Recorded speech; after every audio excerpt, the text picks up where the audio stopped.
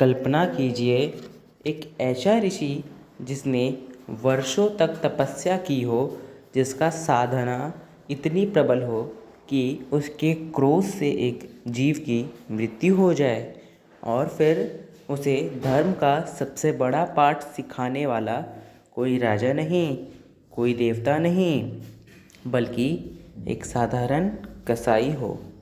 यह है धर्मवेद की अद्भुत कथा।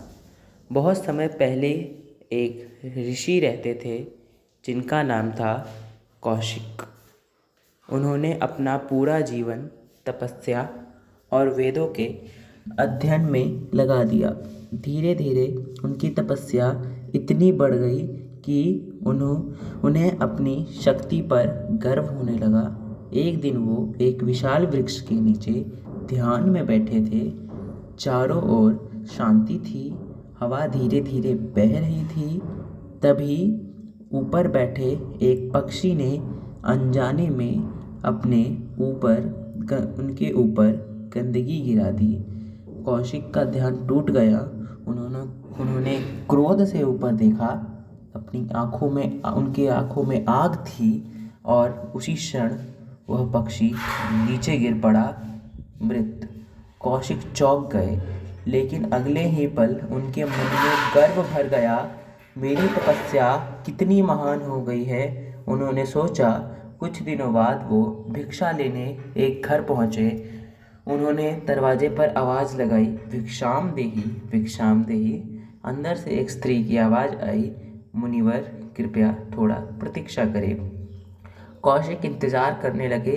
कुछ समय बीत गया, फिर भी स्त्री बाहर नहीं आई।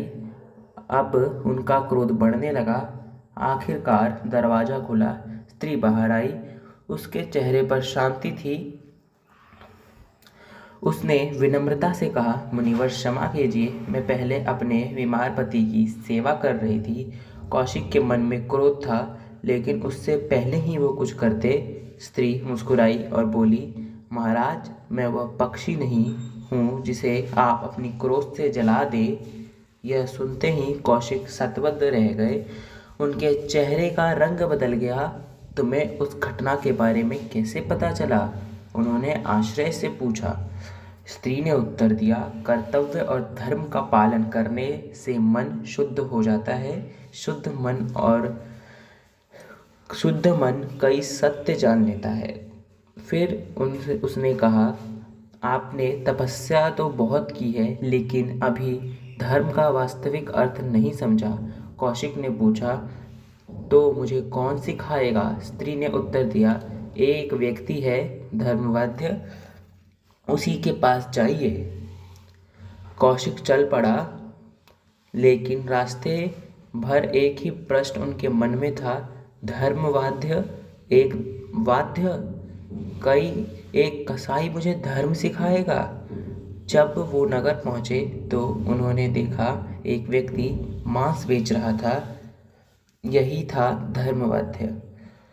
कौशिक के मन में संदेह था, लेकिन धर्मवाद्य ने उन्हें देखते ही कहा, स्वागत है मुनिवर, मैं आपकी ही प्रतीक्षा कर रहा था।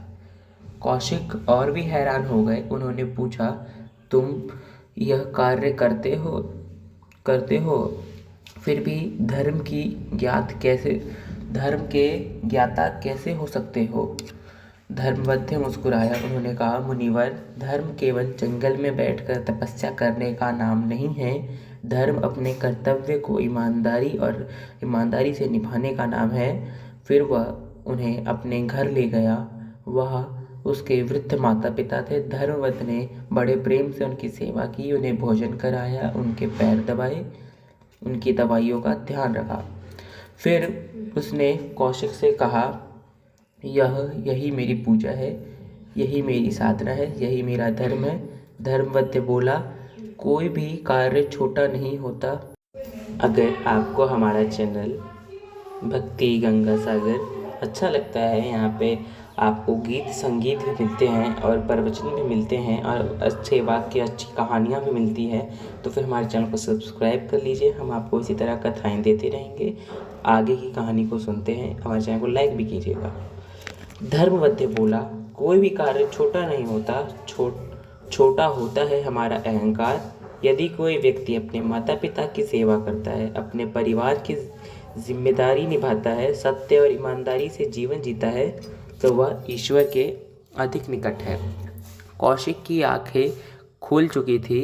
उन्हें समझ आ गया था कि वर्षों की तपस्या ने उन्हें शक्ति तो दी थी, लेकिन विनम्रता नहीं।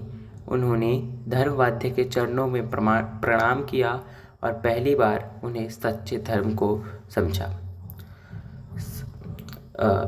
इस कहानी का संदेश यह है कि सनातन धर्म हमें सिखाता है कि भगवान केवल मंदिरों में नहीं मिलते, वो माता पिता की सेवा में है, वो परिवार की जिम्मेदारियां निभाने में है, वो ईमानदारी से किए गए हर कार्य में है। और शायद यही धर्मवत की कथा का सबसे बड़ा रहस्य है। कर्तव्य ही सच्ची पूजा है। तो मैं आप सबसे विदाई